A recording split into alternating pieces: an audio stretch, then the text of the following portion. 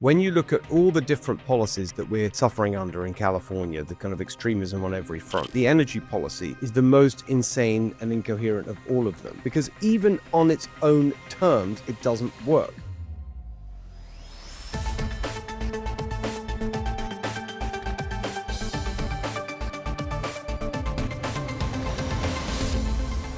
Hello, everyone. Welcome to the Steve Hilton Show, special edition of the show today. It's special because I'm not actually here. I'm away the week that we're putting this out. So if there's been some major breaking news in the world or here in America or California, and we're not talking about it today, that is the reason why. But I did want to bring you some great conversation for this week, even though I am away. And so what we're going to do is focus on one particular issue, a policy issue that's incredibly important, both here in California and across the country. And that is the issue of energy. And the reason that I want to do that is because my policy organization, Golden Together, focused on ideas that will restore the California dream. We've just put out a report on energy. It's called Energy Abundance. And it's so important. It's really a foundational issue for everything else. When we think about the cost of everything and whether that's on a family level or a business level, everything depends on energy. Of course, we see President Trump making great moves on that at the national level, but we need a real energy revolution here in California. So I'm delighted to say that our guest for the whole show today is someone you've met before. If you're a regular viewer of the show, going back a few years now, I think was the last time he was on. My friend and colleague, Ed Ring, who is my absolute kind of indispensable partner in everything that we do in relation to California policy, co-author with me of Califalia, the book, which I hope you've pre-ordered now. It's out very soon. Califalia, Reversing the Ruin of America's Worst Run State. And all our policy reports are Golden Together. Ed is the lead author, but he's particularly knowledgeable about this subject of energy. So with that intro, Ed, let's just get into it. Let's just set it up with this sort of simple question. What's going wrong with energy policy in California? Yeah, well, that's a simple question with a complicated answer. I suppose the simple answer would be they're doing everything wrong because they have an ideology of scarcity. And, you combine that with some very powerful special interests. And what we have is a war on conventional, affordable, cheap energy and a massive program of subsidies for energy that's impractical and very expensive and not reliable. It is ideological. And when we say scarcity, just talk about that a bit more, because it's something that we've discussed in relation to water and farming, all sorts of other issues. But I'd love you to talk about it a bit more, because it's so foundational to what we're seeing from the left. And it is connected to the climate ideology, the climate extremism, as I call it. Could you explain how they get to this position of saying no to everything? No, you can't have the energy you need. You can't have abundant water, even though we could provide it. No, you can't build the housing you need. You can't live here. You can't do this. You can't. What is driving that and the connection with the climate extremism? Yeah, well, climate extremism is one way of describing it, which is very accurate. Another way to describe it, which would sort of also offer some insights into what is behind this, is what you might call climate fundamentalism or carbon fundamentalism, where everything revolves around carbon. And this fixation on CO2 and carbon is damaging in many ways, not the least of which we have a bunch of financial accountants now. We have a whole industry of people and policymakers and analysts that are spending a lot of time understanding how much carbon here, how much carbon there, instead of asking themselves, how much does this cost? And how much energy are we actually getting out of this? So a lot of rational cost benefit analysis is literally getting crowded out by all of this obsession with measuring CO2. And what happens when you determine that CO2 is a pollutant, which I'll argue has got to be one of the worst rulings that the U.S. Supreme Court ever made, based on testimony from, I guess, scientists that were able to convince a majority of the judges that this is true. They ruled that CO2 could be regulated by the Environmental Protection Agency as a so-called criteria pollutant. And by calling it a criteria pollutant on the same level of, potential toxicity as the genuine pollution like mercury or sulfur dioxide or carbon monoxide or all of these particulates that really are, potentially hazardous if there's too much of it in the atmosphere. They're now doing that with CO2, which is a basic part of our atmosphere and is something that is necessary for life on Earth, is classified as a pollutant. And the thing about CO2 is it's ubiquitous. Everything you do, and particularly if you have a, combustion-based economy, which we still do, still 80% of the energy on Earth is produced from combustible fossil fuels. And by the way, 80% of the energy in California is produced from combustible fossil fuels. I think we're 2% better than the whole planet after, investing what probably has added up to $1 trillion now in the state of California over the last 20 or 30 years. So we're not really making a lot of progress. But when you determine that anything that creates CO2, and again, 80% of what we do creates CO2, then you have to figure out ways to minimize CO2 emissions, and that's everything. And even if you say, "Well, we've installed solar panels," and we could get into why that's not terribly renewable, but if you say, "Well, we're gonna desalinate seawater with solar energy, so can we please have a desalination plant so we can have more water?" And the response will be, "No," because even though you've determined how to power that plant with renewable energy, that means that renewable energy isn't going somewhere else to displace fossil fuel-based energy, and the argument there is basically until we've completely eliminated CO2 emissions, until we are so-called achieving carbon neutrality, we can't do anything that might result in more CO2 emissions. So we have to limit all of our energy use, and we have to limit everything we do that requires energy. It is an amazing story, and you laid that out very powerfully. I want to still go back because it's new information to me, and I suspect from many watching and listening.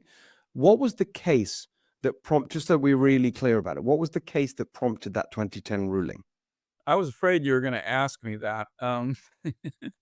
Actually, come to think of it, it was 2007, and the case was Massachusetts versus the EPA.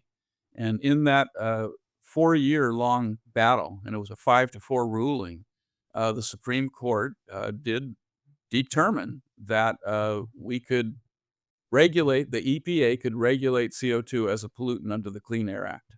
Right, and so that cascaded down, and that's obviously a national case, federal case, and that affected our policies in California and as well. Or what's the connection? Well, it affected policies everywhere and basically led to a systematic, drive by the EPA to suppress the construction of new, fossil fuel powered, energy, whether it was natural gas or coal. In California, of course, it, ultimately led to the, well, we in California in 2006, we had the Global Warming Solutions Act, which, and here's another example, Steve, of how California leads the nation, kind of sets the trend. It's and can be In very a dangerous. negative way, yeah. Yeah, in a negative way. So we were already in California on a path to doing that. California hasn't built a natural gas power plant. Uh, I don't think we've built one in decades, and we're shutting them down. We're getting rid of anything that, emits CO2. That's what's behind the so-called, executive order to ban electric vehicles by 2035. Any new cars have to be electric. Gavin Newsom's executive order. Correct, and so, California is determined to achieve carbon neutrality, and it leads to all kinds of boondoggles because, the fossil fuel business, they don't wanna just, dry up and go away. They're investing heavily in renewables, and they're trying to manage this transition the way any rational business will, which is they're gonna figure out a profitable pathway through the regulatory thicket so that they can still make investments and still make profits. And, in the meantime, they've got all this installed base, and so They don't wanna shut it down and have a stranded asset before the end of its useful life. So what are they doing? They're building, pipelines to take the emissions that come out of the natural gas powered, generating plants and pump the emissions underground, and that's what we call CO2 sequestration. This costs hundreds of millions of dollars every single time you do something like that. There's a cement plant in Kern County, and I can't blame them for doing this.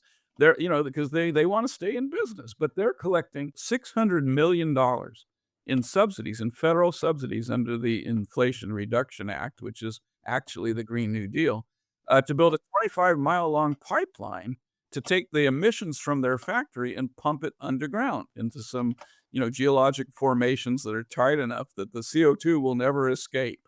And that's at a tremendous cost, and not only a cost to build the pipeline, but a cost to operate the pipeline.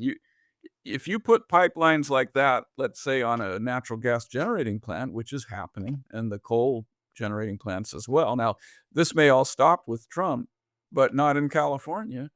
So they have a 10% power penalty just to take all that CO2 and pump it into underground formations under pressure.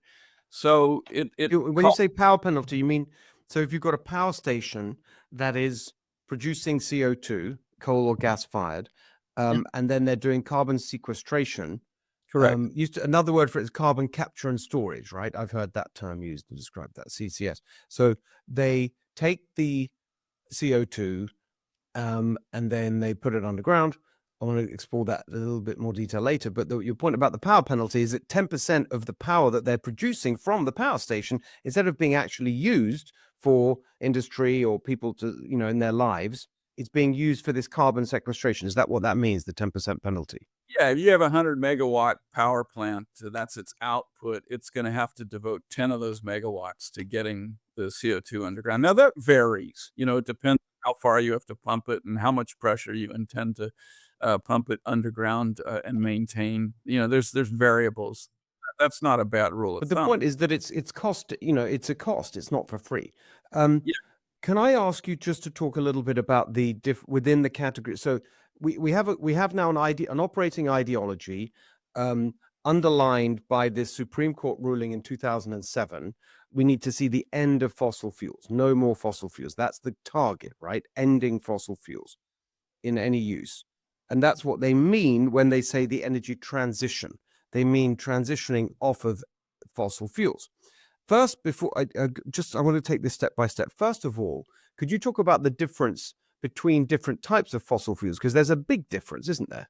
Well, sure. There's the basic uh, differentiation that they start with is what they call non-thermal fuels and combustible fuels. Because the non-thermal fuels would be nuclear and solar and wind, for example. And then you have combustible fuels that they divide in between what are carbon neutral fuels, which would be biomass and biofuel, for example, which, by the way, are just absolute. Biofuel is a catastrophe. Is that ethanol? Yeah, ethanol and also diesel, palm oil diesel or cane or Palm oil corn. is one of the worst things in the world, isn't it? Well, palm oil is it's not good for people eat it too, and it's not I know terribly. it's in everything. There's a huge movement against it. It's like massive deforestation, isn't it? Killing the orangutans. That's what I've been hearing. That's right. The orangutans of Borneo are being, immolated so we can put these monocultures of palm oil plantations in there. But the predominant use is switching from food products to fuel because you can make diesel fuel out of palm oil. So that's generating even more deforestation. And this is a worthwhile aside, I suppose, if you want to go down this path. I mean, to talk about it, because there's an estimate, and this comes from the Food and Agricultural Organization. There's a 500,000 square miles worldwide now that is devoted to biofuel. It's sugarcane in Brazil, it's palm oil in Indonesia, of course, it's corn and soy in the United States and elsewhere. And they make diesel fuel and they make ethanol out of this stuff. 500,000 square miles is offsetting 2% of the world's transportation fuels, and you can get that right from the British Petroleum Statistical Review of Global Energy. I mean, that's Wait, so they think these biofuels are good. The climate people like them, do they? they do, and, and then they Why? may have well, because they're carbon neutral.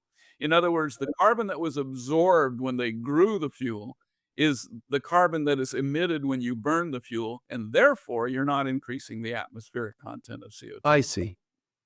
Which is crazy because there's all these other penalties. There's all of the land use that's just ruined. I mean, it's unbelievable. You could go on and on about So biofuel. palm oil is so okay, because I read about it in the context of food products and everyday items that we, consumer products. But the main driver of the expansion of palm oil, you're saying, is biofuels, and that is a direct result of the green ideology, the climate extremism. I don't know the balance, but I know that most of the square miles, most of the new development of palm oil is for fuel. They've already saturated the It's market. amazing to me. So this environment, and this is going to be a theme. We'll talk about it in other contexts. So you have things being done in the name of the environment, climate, that are actually destroying the environment. Oh, it's terrible. Look at the refineries in California are being converted to run on, for example, beef tallow or animal fat. And so just conjure up this image because, by the way, you'll never get a press officer for any of the major oil companies to help you figure this out. But just imagine you're on the streets of Jakarta. You've got a two-stroke engine powering a rickshaw, and you've got a tank in the back, and you're spewing, leaded gas pollution into the air with this dirty two-stroke engine, and you're putt-putting your way through the streets of Jakarta to every little food shop, collecting their tallow, and then you bring it to this dirty refinery near the port and you boil it down into vats and you put it on a container ship and it goes to Benicia, California to be turned into carbon neutral diesel. I'm giving you a hypothetical example. I can't prove that that's happening, but I know that that's the sort of thing that is happening because they have to gather it. You can't where did you get the beef tallow? Where did you get the animal fat that you imported to the retrofitted, carbon neutral refinery in Indonesia? Where did it come from? It's on a ship. That ship came from somewhere, and it wasn't rendered in one central plant that's all, retrofit to be zero emissions and whatnot. It was collected from decentralized sources I all didn't over. even know we're using beef tallow for energy. I mean, I've heard a lot about beef tallow in the Maha conversation about how we cook and how it's healthier to fry things in beef tallow rather than seed oils. That's like a really big point that's being made by people like Nicole Shanahan, Andrew Gruel, my friend. So I'd Well, they're never. collecting all kinds of oils, but it can be vegetable oil. It's whatever they're not using anymore in their restaurant, for example. They gather it up and they ship it to California to turn into diesel fuel. Amazing. Okay, so I want to go back, but can you go back to the distinction? So you got thermal, non-thermal, sorry, combustible and non-thermal. Can you keep going down the list of combustible? I suppose what I'm really driving at to get to the end point is there's a difference between them and especially natural gas versus coal. Yeah.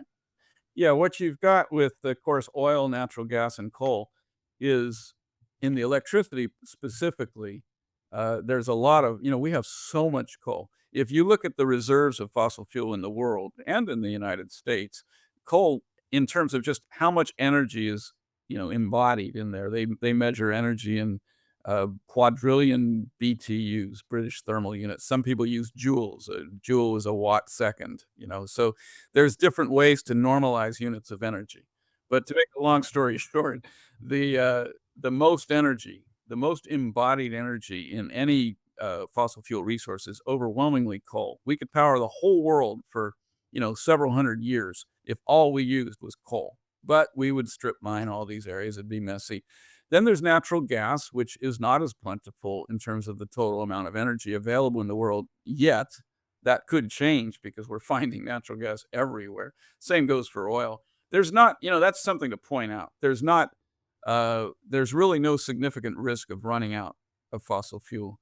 But when you talk about which one burns the most efficiently, in other words, the one that you can get the most energy back.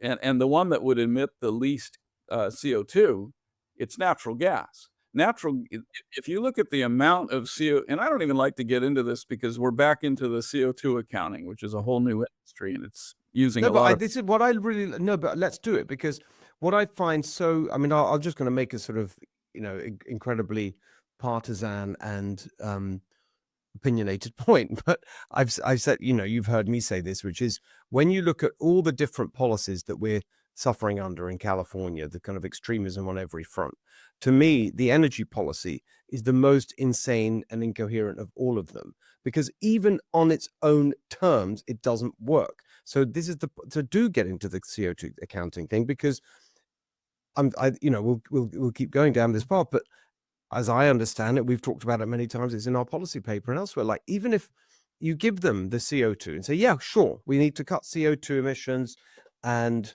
that's the goal or whatever, it doesn't even do that. Their policy doesn't even achieve that when you do a proper accounting of it. When you look at the emissions of CO2 from natural gas, for the same amount of energy output, the emissions of CO2 from natural gas are, I don't know, less than half, a little less than half what the CO2 emissions for the same amount of energy output are from coal. Natural gas is considered the cleanest fossil fuel. And, you know, back in the 1990s, early 2000s, if you would read one of the Bibles of the environmental movement was World Watch magazine, very reputable publication. They would always talk about CO2 as the transitional fuel that we're going to rely. Did I say CO2? Yeah, natural gas. Methane. They said this is the transitional fuel we're going to rely on because it's so clean until we have things like fusion energy. Until we get there technologically, we're going to go ahead and switch everything over to natural gas because coal is so dirty and natural gas is so clean. What Yeah. happened to that? What Yeah, no, happened? exactly. And can I just sort of put a point on that, which is for those who are wanting to engage in a conversation on it, that the simple way that was always expressed to me, which I liked, was natural gas bridge to nuclear. So if we want reliable, affordable, we'll get to that in a second, carbon-free power generation, nuclear is great, but takes time. And so natural gas is a bridge to get there. Well, it is. And in California, the natural gas, I just looked at the 2023 numbers for how we generated our electricity in California, and 45% of it in 2023 still came from natural gas fired power plants. And the thing that's really, that was about 90,000 gigawatt hours.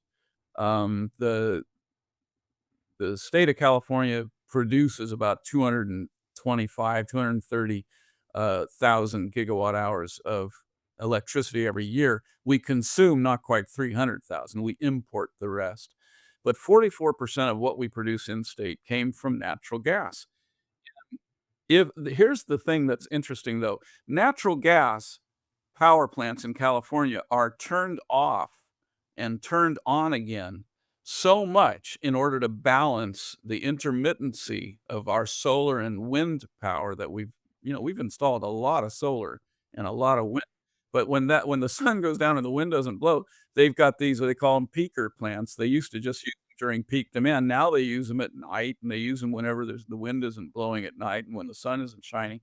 They turn them on and turn them off over and over again, which makes them far less efficient. Also means they're not running at anywhere near their capacity. And if they were able to reconvert those plants, because a lot of them used to operate as base load plants, where they're running, and have an uptime of 90% or more, just like nuclear plants do, they would be able to generate 300,000 gigawatt hours of electricity. In other words, if we allowed our natural gas power plants to function the way they were designed to function, we wouldn't have to build any more. We could improve our total electricity available to consumers, by 60% or more. Just with that one thing.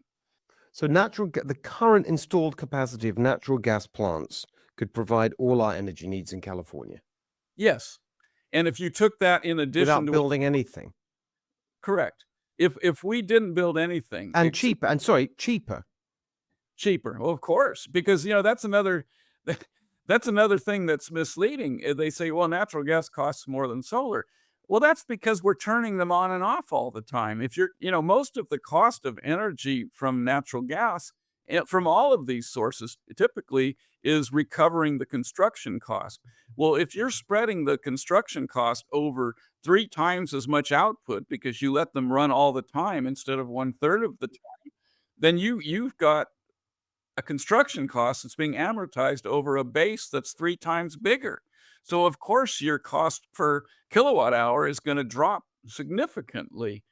So, if we just left in place what we've got, in other words, keep Diablo Canyon churning out, That's 18,000 nuclear. watts hours a year, keep the hydroelectric, which varies a lot. We've had wet years where we get triple the hydroelectric power of dry years. But, let's keep our hydroelectric power. Go ahead and let all the solar and wind stay in place. We've got some pretty good geothermal power. We actually have, like, I think 5% still comes from biomass, which is good. That's up. We're thinning the forest with that stuff. If we just left in place what we got and let those power plants run at full capacity, we would have more electricity than we would need for a very long time. They want to electrify the economy and they want to have electric vehicles. They want AI is an energy hog. So maybe we need to go to 400,000 gigawatt hours. That would already be available to us. I've seen writing that says that electricity demand will triple as a result of the forced electrification and AI. That's correct. If So, if we so why if would 300? Why would 400? Wouldn't we need 900,000?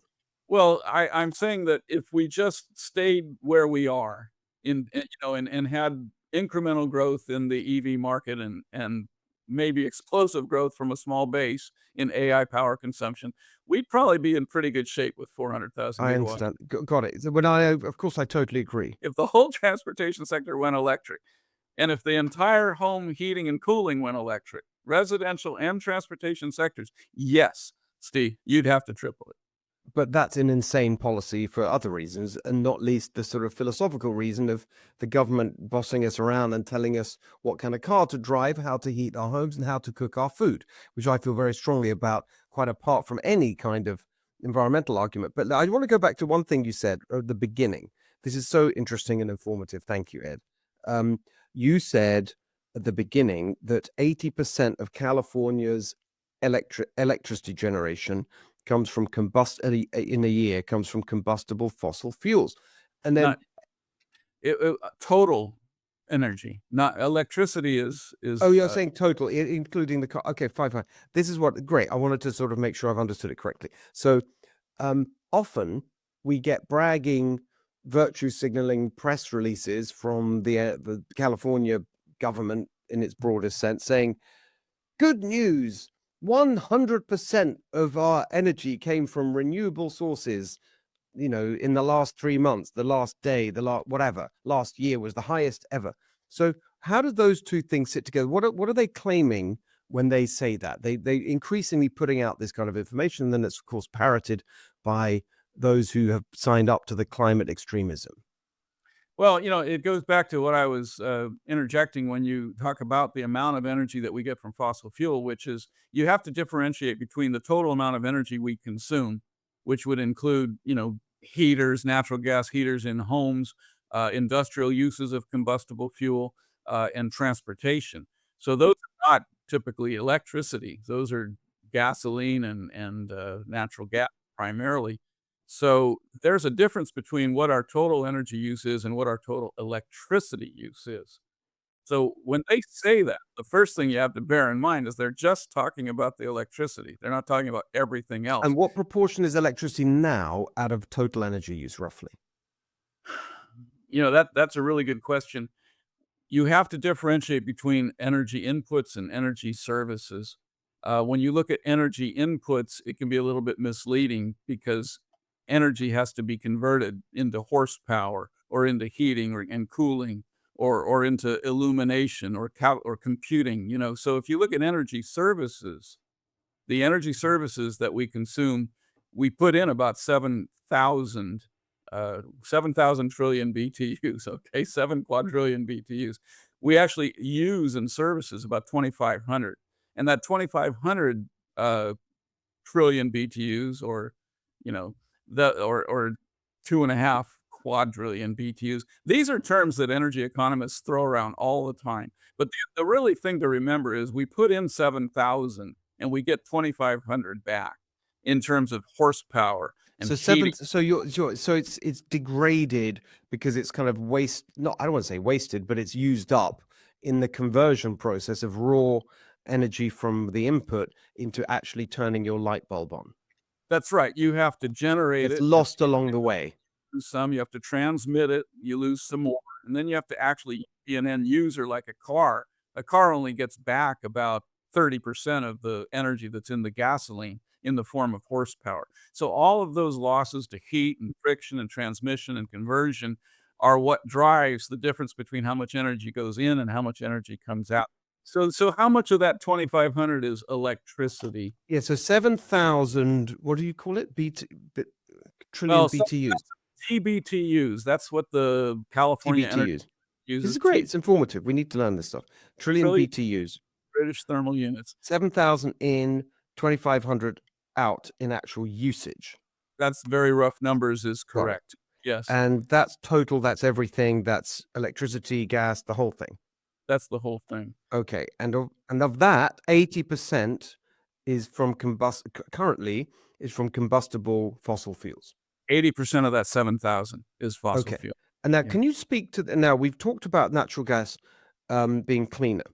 I wanted to ask you about coal because isn't it the case that it's a sort of classic example of this? And actually, let's do it as a theme, right? Where they pat themselves on the back for being so green, but actually, what's hidden is the opposite. So they are shutting down California-based oil and gas production. I've seen it myself. I've been there to Bakersfield, Kern County. I believe it's 70% of our oil and gas reserves are in Kern County, just at the southern end of the Central Valley.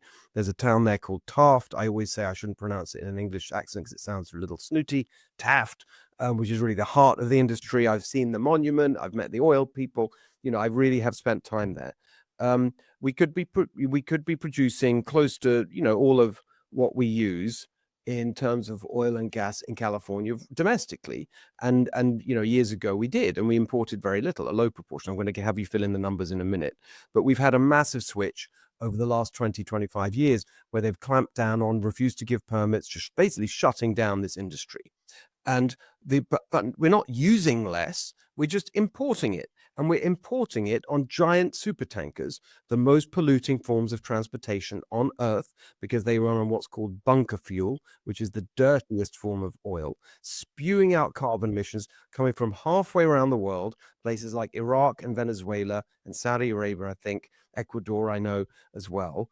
And those countries have far lower environmental standards for how they produce, including things like flaring gas, which is just burning it into the air where we don't have, etc. So it's a classic example of out of sight, out of mind. Oh, we're doing so well on carbon. We're shutting down, our fossil fuel industry in California, but you're not. You're just importing it and doing more carbon emissions in the process. Have I got that right? Yes. Bunker fuel doesn't just put out CO2. It's truly filthy fuel. It puts out all kinds of nasty other particulates and other genuine pollutants. So it's not a very clean, sustainable way to import oil. And it's not only the environmental standards where they flare the gas instead of capturing it and using it, but it's also labor standards, the labor laws in these countries. The workers have no rights. There's a lot of child labor. It's very exploitative. And that's true for the renewables we import as well. In fact, it's even more so the case. It's horrendous what's going on to source some of these minerals that we need for renewables like cobalt and lithium. We're importing oil and gas, Yeah. um, increasing carbon emissions, and they claim this is all green. But it's also true in relation to coal, isn't it? Coal-fired power is coming into California because we're importing it. Isn't that right? Well, the number came down a little last year, but it's still about 25% of our electricity is imported from other states. And they're very conveniently on the charts that the California Energy Commission produces, aren't able, evidently, to determine where some of this electricity comes from. So some of it is documented as coming from, for example, wind farms in Wyoming, and then some of it, which is harder to pin down, is coming from coal burning power plants out of state, Utah, Colorado, Wyoming, primarily. So that's true. I think it's even more horrendously true in the case of oil, because oil, we're importing more than three quarters of our oil. I think the last Right, let's number. get the numbers on that. Let's go back to where we were, how much we could produce, what we've got here, and the current situation. Well, we import, the last number I saw, the exact percentage was 77%. So we're only producing 23% of our oil in state. When you say Now, oil, do you mean oil and gas? no, I'm talking about oil. Just pure oil. Gas, Okay. by the way, we only produce 10% in state. We import 90% of our gas. The thing with oil that makes us very vulnerable is we have gas pipelines that connect us to the rest of the country, just like we have electric transmission lines that connect us to the rest of So the the country. 90% gas imports, they're coming through pipelines from the rest of America. A lot, yeah, most of it comes from the rest of America, but our oil has to be shipped by Yes. sea, and so if Because there are no pipelines. well, no, we don't have a gas pipeline, a crude oil pipeline into California, and that leaves us very vulnerable. The amount of energy that California used to get from oil, and it's interesting, our oil consumption actually has dropped a little bit in California since the 1980s. It's dropped about 10%. But the amount of oil that we used to produce was enough to meet about 70-80% of our requirement, and the rest came from Alaska. So we were completely independent of foreign oil, and we were producing most of our oil right here in state. So the question is, well, how much oil's left? Could we still do that? So The an again, I just want to underline the point. We used to produce roughly 80% of the oil that we use in California would come from within California. And Yes, now it's 25%, so yeah, that's right, 20. maybe less than that. Mhm. So it's like almost completely flipped, actually. It's gone from, I mean, there's a simple way of thinking about it to remember it, like roughly, all these numbers are rough. And, by the time people listen to this, the numbers may have changed. But very broadly, it's a nice 80-20 flip, actually. It used to be 80-20 domestic imported. Now it's 20-80 domestic imported, roughly. Yeah, I don't have the sheets in front of me, but you're in the ballpark. I mean, it Yeah. has flipped. It gives you the scale of the calamitous, idiotic change that's been made. That's correct. And overall usage, again, to underline, is down by a bit. Just a little. Yeah, maybe I 10. mean, it's just insane. So they say, oh, we're doing so well, waging war on fossil fuels, but you're not. You're really not. You're hardly cutting usage. All you've done is substitute domestic production for imports, which are in this disgustingly anti-environment, anti-human rights way. It's amazing. It's so bad. I mean, it's just, I cannot believe it. Okay, so let's have a look at another giant category of anti-environment action under the guise of environmentalism and this extremism on climate. And that is the role of what they want really to be the dominant, in a way, I suppose we could say the only sources of energy, wind and solar. They want to electrify everything. No more gas cars, no more gas stoves, no more gas anything. All your appliances, leaf blowers, everything, gas, electricity. And then in terms of generating the electricity, they want it to be all wind and solar. So that's the goal, isn't it? To power all of our lives through wind and solar. So let's look at the environmental. Actually, before we go on, that's right, isn't it, Ed? That's not a exaggeration. That's basically the logic of their position and their policy. Yeah, they look at other sources of renewable energy, but the vast majority of where they intend to get energy is from wind and solar. Yes, for everything. All right. So now let's look at those two in the context of anti-environmentalism. So, I mean, let's take solar first. So the solar idea is to move more and more of the solar generation that we have towards these giant industrialized solar plants, solar farms, We can get into rooftop solar in a second, and the difference between that and the sort of centralized version through these solar farms. But that's the policy direction. They've taken away the incentive, or they've reduced the incentives that used to be there for rooftop solar, and it's all about solar farms. So let's look at the environmental impact of that and the efficiency of that, and the general kind of, what do we think of these solar farms, where the panels are made, how they're made, how they get here, the energy that they produce in relation to other sources. Talk about solar farms. Let's start with that. Well, you can't have solar or wind without storage. Most of the storage, so-called storage, is made up for nowadays by turning on those natural gas power plants, which ought to be on all the time, as we talked about. But solar is almost all of it's imported. Almost all of the constituents for batteries are imported.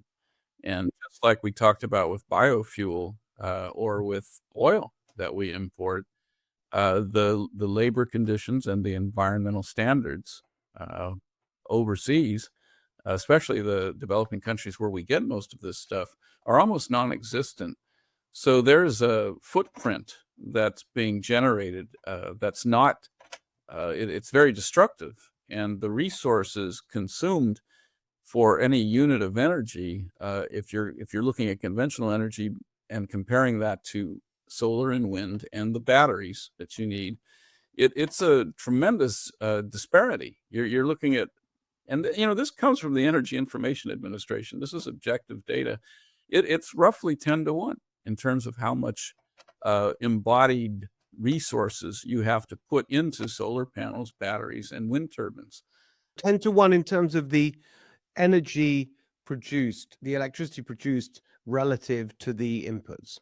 Well, I was referring to just the raw materials. Okay.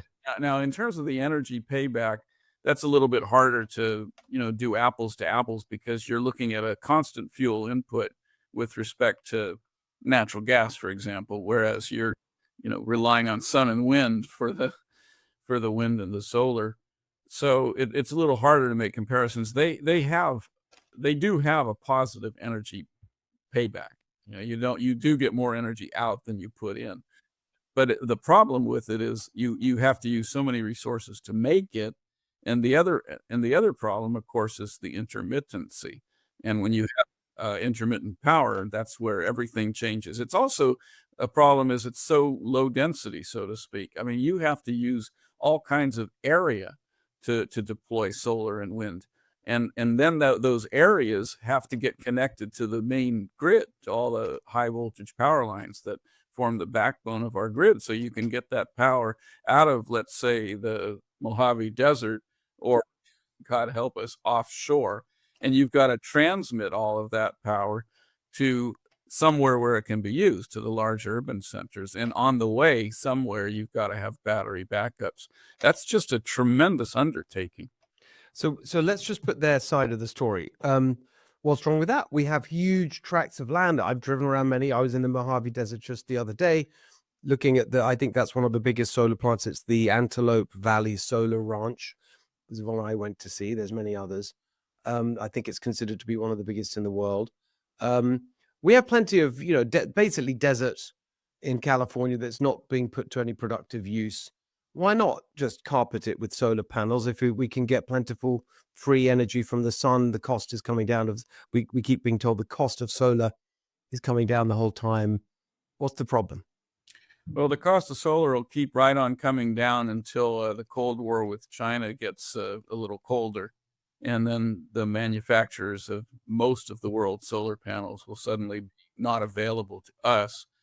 The cost of actually making solar panels in the United States is going to be many times what we get them for in China. I mean, people in China work, from 9 in the morning to 9 at night, 6 days a week, and they don't earn very much. So it's a whole different ballgame if you start manufacturing solar in the United States, and all of a sudden that, lower cost changes overnight.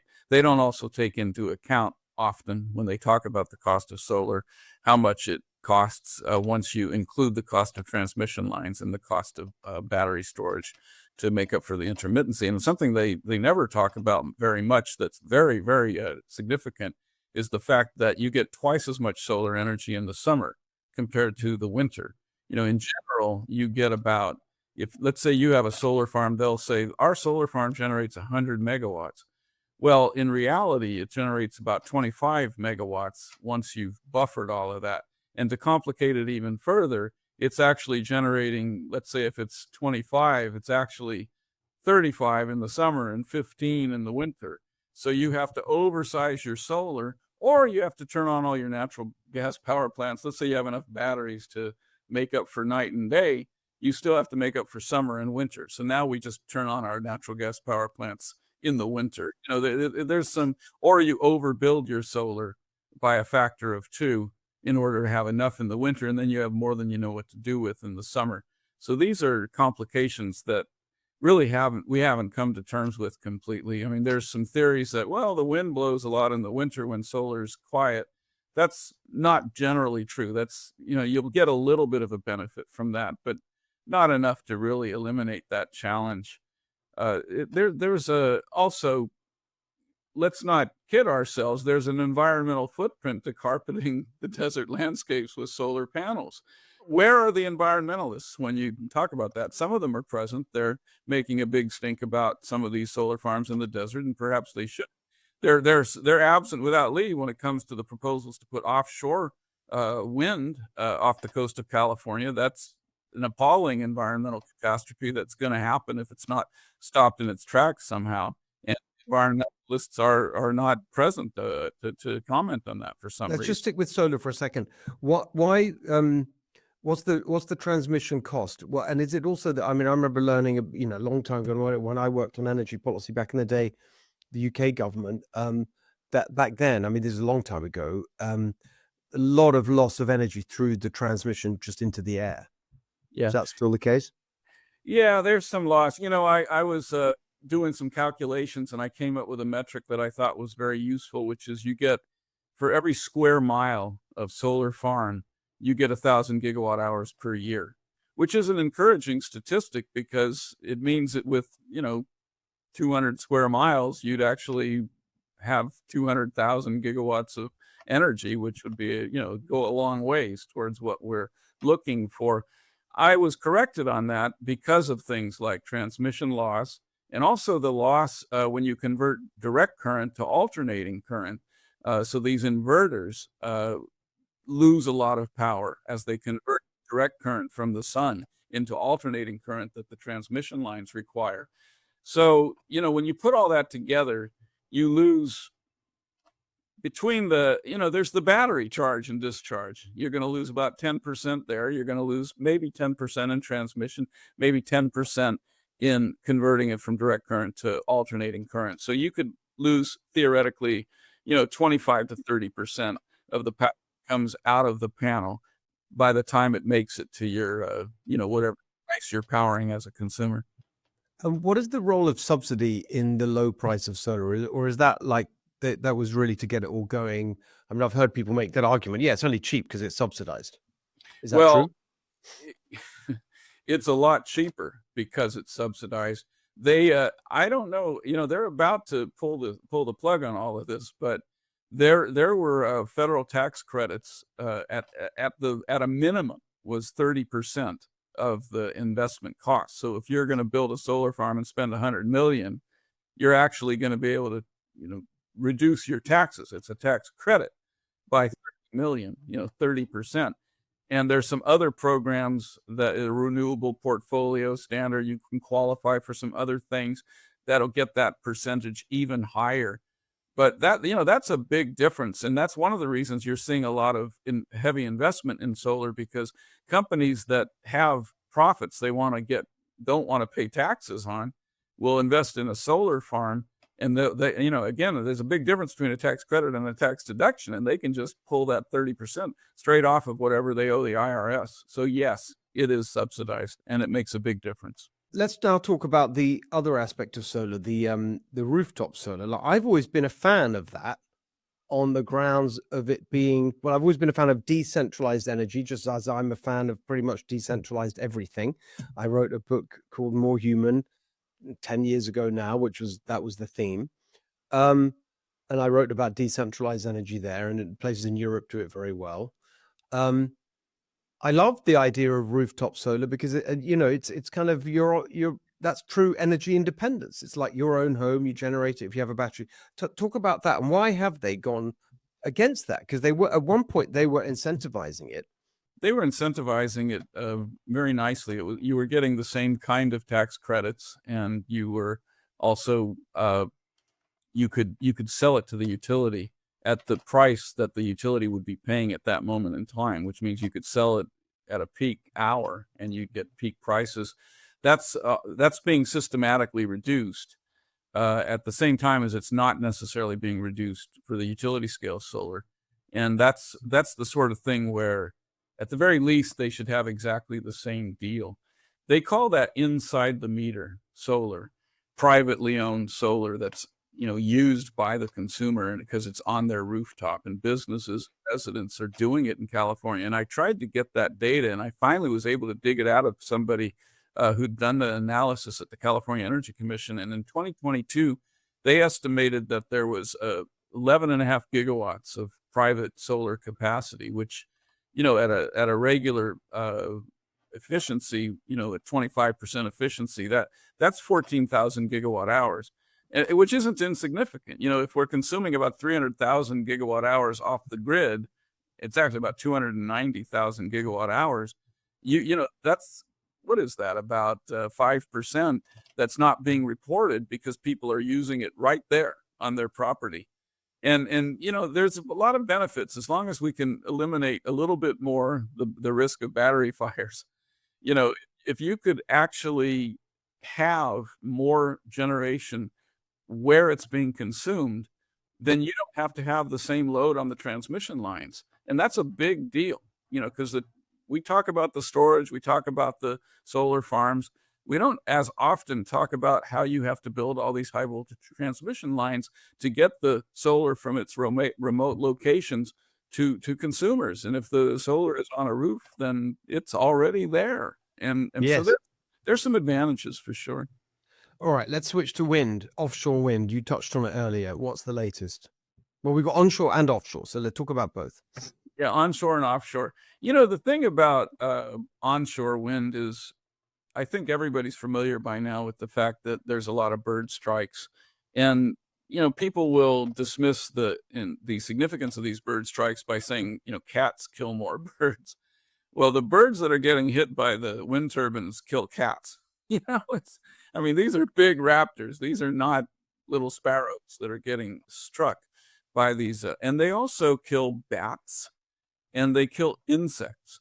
And, the thing about that, which is, it's not nearly as troubling as a bald eagle lying at the foot of a wind turbine, but actually the altitude where they put these big wind turbines is exactly the same altitude, evidently, that a lot of insect populations migrate. And we have an insect crisis. That's one of those environmental concerns that, again, isn't really talked about a lot, but we don't have the insect mass on the planet, according to many estimates, that is historically normal. And that's troubling to wildlife biologists because that's one of the foundations of the food chain. So we shouldn't be putting, and the insects migrate on the wind. And we put the wind turbines where the wind is. So they're just wiping out, trillions of insects, which is another thing to be concerned about. That's land-based wind. It's also unsightly. I don't know about you. I don't Oh, want it's awful. I know. It breaks my heart every time you go to Palm Springs or Coachella Valley and you drive in on the 10, and it's just this ugly nightmare. Also, the other thing that's infuriating with this dystopian, these monstrosities, these grotesque, things that despoiling the landscape, is half of them aren't working. They're just sort of standing there doing nothing. Well, that's true. And there's a lot of evidence now, because we've had land-based wind for a long time, that they need more maintenance than was originally projected. And of course, you look at these towers. There's an astonishing amount of cement and concrete, or concrete and steel that go into them, just an amazing amount. So could you really scale wind to the point? I mean, if you do the math to replace everything with wind and solar, and let's say half of it comes from wind, you'd have to have 20 or 30 times as many windmills. Anywhere where you look at one, imagine 30 of them. I mean, that's what it's going to take. And that's just not feasible. It's too many resources, it's too much space, and it's too much environmental impact. The offshore wind is worse. They go, well, we'll get it, in California, we'll sell it to the public by putting it 20 miles offshore. You could still see them. If they put 10, 12 megawatt wind turbines 20 miles off, and on a clear day, you'll see the little aviation light blinking on that thing at night. It's not going to be out of sight. These things are absolutely enormous, aren't they? Like the height of the ones they're talking about. And just Yeah. to be specific, with these two installations, one off Morro Bay and one off Humboldt, right? Humboldt Bay is on the coast of Humboldt. I don't know how we describe it Yeah, it's accurately. Humboldt County and San Luis Obispo County, so it's the far north and it's the central California coasts. And what they intend to do is put 25 gigawatts of capacity out there.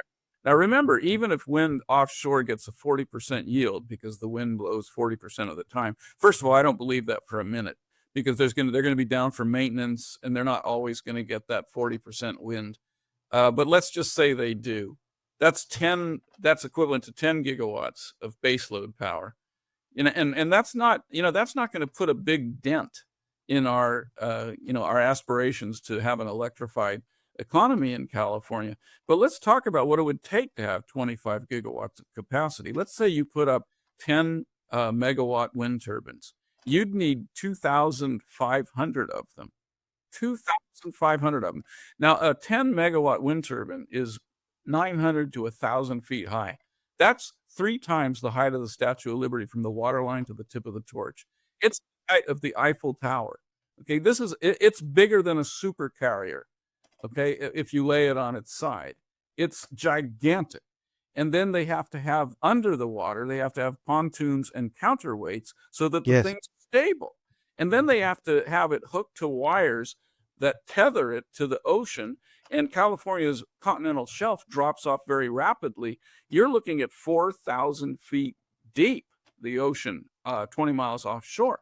So you're going to have at least 3 of these tethering lines that are almost a mile long, and then they have to be anchored to the bottom of the ocean. And you have to have a high voltage cable.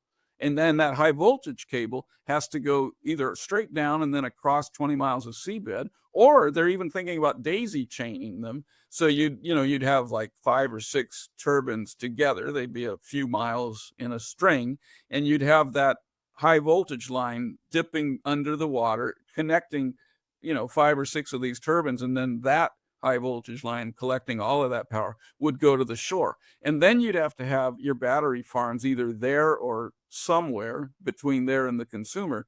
And remember, these are fairly remote locations. So you'd have to build high voltage transmission lines over the mountains that separate Eureka from the north part of the Central Valley where the power grid is.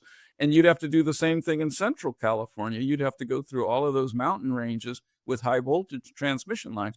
So when you think about what it would take to put 2,500, 1,000 foot above the water, a couple of 100 feet below the water, structures offshore with these high voltage lines and tethering cables and the high voltage, you're talking about hundreds and hundreds of billions of dollars. I mean, I used a marketing site that was I adjusted for inflation, but I didn't adjust for all of the things that have happened since 2021 when I got this data. But it was a consulting firm in Europe that develops offshore wind. So I used their numbers. They're not going to overstate what this stuff costs.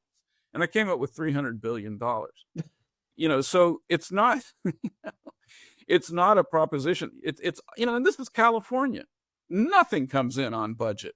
No, exactly. I mean, if you apply the same cost escalator or accelerator that you've had for the high-speed rail, I mean, that's like $1 trillion.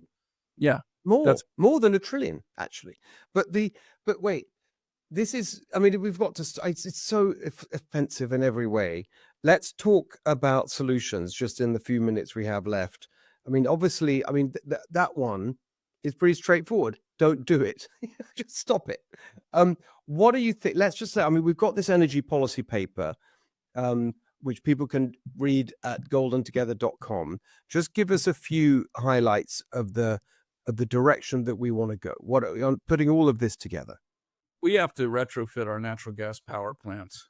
That's number one, and keep them in the mix, because if you do that, everything, all of our aspirations in terms of electrifying our economy, to whatever extent that's appropriate, we're going to need more electricity, even if we did nothing to electrify our economy, just because of the growing consumer demand and the new technologies like AI that are going to require more electricity. So if we are needing to increase our electricity by whatever amount, it's easy if we leave our natural gas power plants in the mix, and it's very difficult if we don't. So I think that's number one with respect to electricity. To keep the gas plant, well, not keep, restore the natural gas plants to their full round-the-clock usage. Yeah, and in some cases, they're older plants, and they might need to be replaced. But taking natural gas off the table is, the difference between again, achieving electrical abundance easily versus maybe never getting there. The other thing, I guess, highlights with respect to gasoline is, to the extent we can, generate or drill and refine oil at a competitive price here in California, we should just be doing it as much as we possibly can. Because again, the environmental footprint is less if we do it that way. That's pretty clear, than importing it. And it creates all kinds of great jobs. So there's just no justification for not doing that. Yes, the way I put that is, as long as we are using oil, let's use the oil we have rather than importing it. I mean, it's just so obvious common sense. What about some of the other? I think one of the things that's amazing to people who study this, and I know this is one of our recommendations, is the classification of certain sources of energy as renewable or not. What can we do about that to incentivize common sense solutions? Well, the so-called renewable portfolio standard is something that's used to qualify new projects to contribute electricity.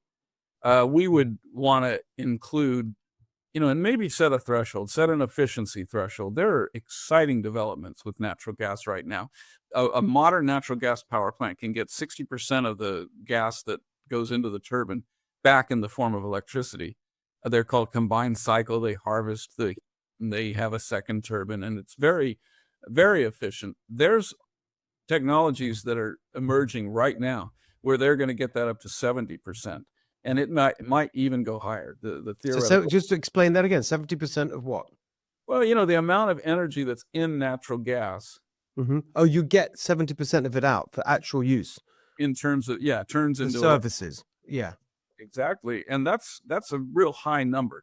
So at the very least, instead of just getting rid of natural gas, set a threshold. Say, look, we'll let you keep your plant if you get it up to 65% efficiency, which they're doing that all over the world already. Maybe, go for 70%. Imagine if we did that, we would be setting the standard for the world, and we would be doing something that people are willing to do in the rest of the world. People don't want to spend all this money and use up all this space on renewables. They want centralized, efficient power plants if they possibly can, because that's where you get cheap power. Now, I'm not trying to take away anything from solar, but you need both. You need a mix. Yes.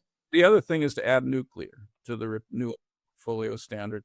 So nuclear and put large hydro back on the table. They're trying to get rid of all of the hydroelectric power in the state. The only reason they haven't done it is because they don't dare. It's too much energy and it's too much water. We need the water anyway, so you're getting a double benefit from these big reservoirs. We can't possibly realistically dismantle these reservoirs, so let's quit penalizing the producers of electricity from them.